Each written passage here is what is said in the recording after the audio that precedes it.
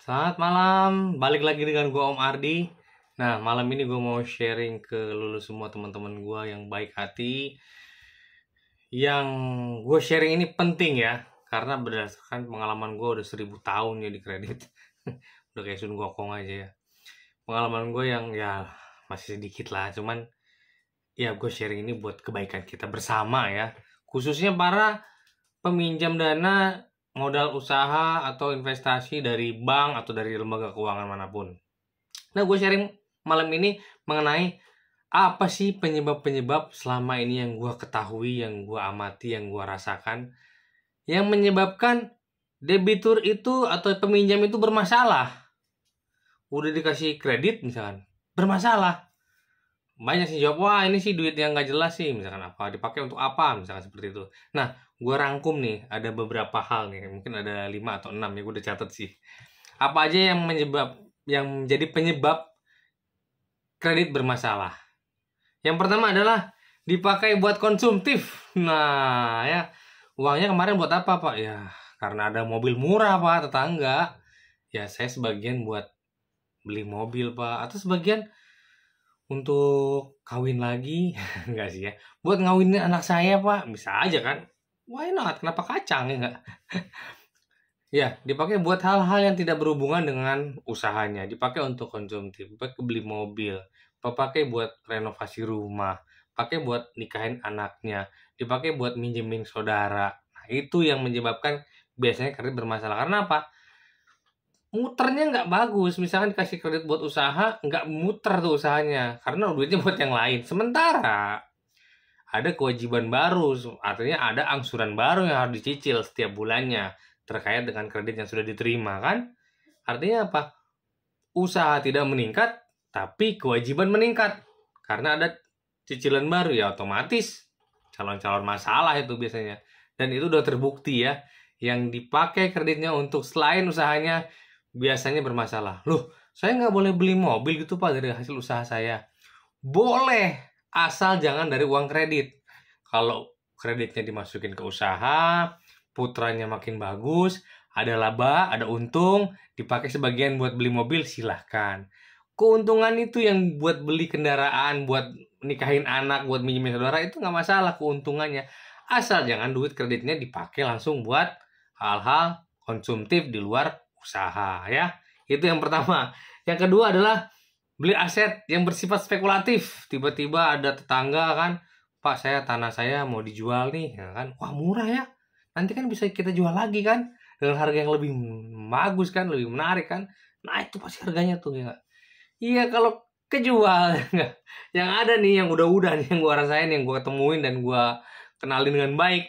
Udah beli aset, asetnya dijual susah, kredit di kita misalkan di tempat gua bermasalah. Nah, banyak seperti itu spekulatif atau mungkin beli saham seperti gue bilang kan yang bersifat spekulatif apapun itu yang artinya bersifat-sifat yang apa ya beli jual tapi untung sih cuman pakai duit kredit ya mati di situ uangnya ya kan seperti yang pertama tadi konsumtif usaha muter enggak atau muter juga ya sesuai dengan semula tapi kewajiban naik pasti susah itu bayarnya dan calon-calon bermasalah kreditnya itu yang beli-beli aset-aset spekulatif ya boleh nggak beli aset boleh seperti gue bilang dari keuntungan ya bukan dari modal usaha kredit itu buat modal usaha untungnya sebagian buat beli aset ya silakan ya gitu.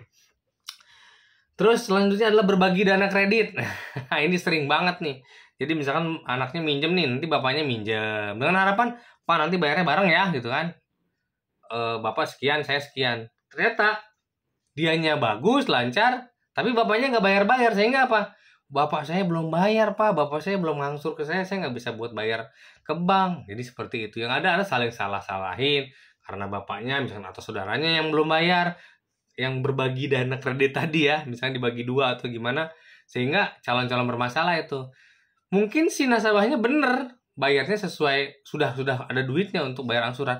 Tapi temennya atau saudaranya atau orang tuanya atau siapapun itu yang berbagi kredit, uang dananya kredit, dipakai orang lain, nggak ngangsur, ya otomatis dia juga terlambat. Jadi kan, karena harus butuh angsuran dari satu pihak lagi yang udah dibagi duitnya untuk apa pencairan kredit itu kan.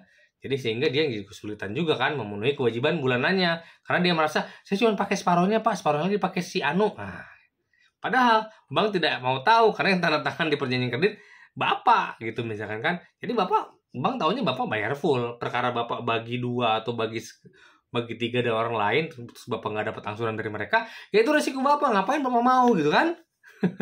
Itu yang banyak terjadi juga. Terus yang ketiga adalah dana kredit untuk orang lain. Nah, seperti yang kedua nih, seperti yang selanjutnya nih, seperti yang sebelumnya, dana kredit untuk orang lain. Misalkan saya ngajukan atas nama saya, uangnya saya pakai buat orang lain, misalkan buat teman saya. Teman saya pengen nyicil, misalkan banyak nih, biasanya leasing nih. Pak ini leasing kenapa BI checkingnya jelek Pak, sliknya jelek. Wah itu yang pakai uangnya teman saya Pak, motornya dibeli teman saya. Nah, teman saya yang telat ngangsur. Kan kita sebagai petugas bank juga bingung kan, aduh memverifikasi bener atau enggak omongan bapak gimana ya.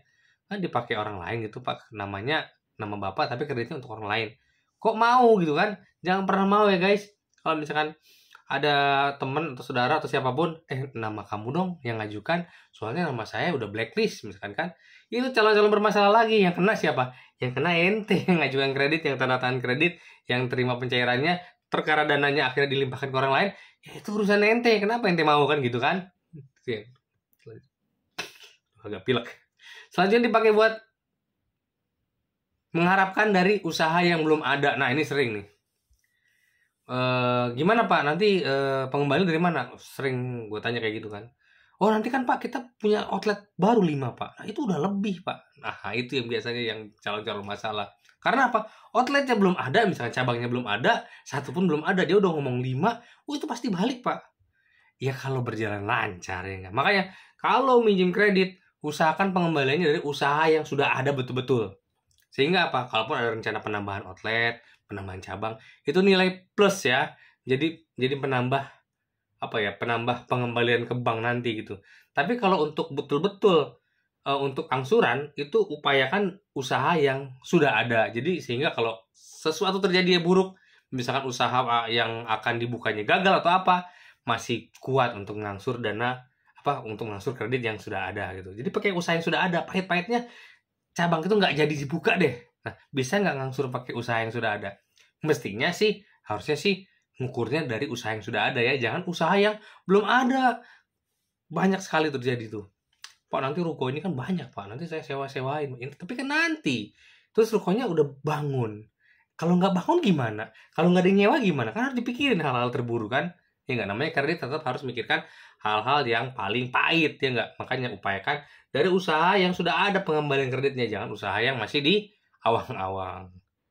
Itu aja guys yang bisa gue sampaikan. Semoga bermanfaat. Semoga walaupun nanti ada kredit, mungkin ada KUR atau KPR atau apapun usaha yang lain atau investasi yang lain, teman-teman bisa tahu nih ini peruntukannya ini nggak boleh berubah ya. Sejalur dengan apa yang teman-teman usulkan, sejalur dengan apa yang teman-teman impikan, cita-citakan dan akan dilakukan ya. Misalnya mudah usaha untuk nambah stok, ya udah itu aja, nggak usah yang lain-lain ya. Apalagi sampai kawin lagi ya guys ya. Udah dosa kepada nggak dosa sih ya, kalau nggak izin dosa sih. Ya itu aja guys yang bisa saya sampaikan. Selamat malam.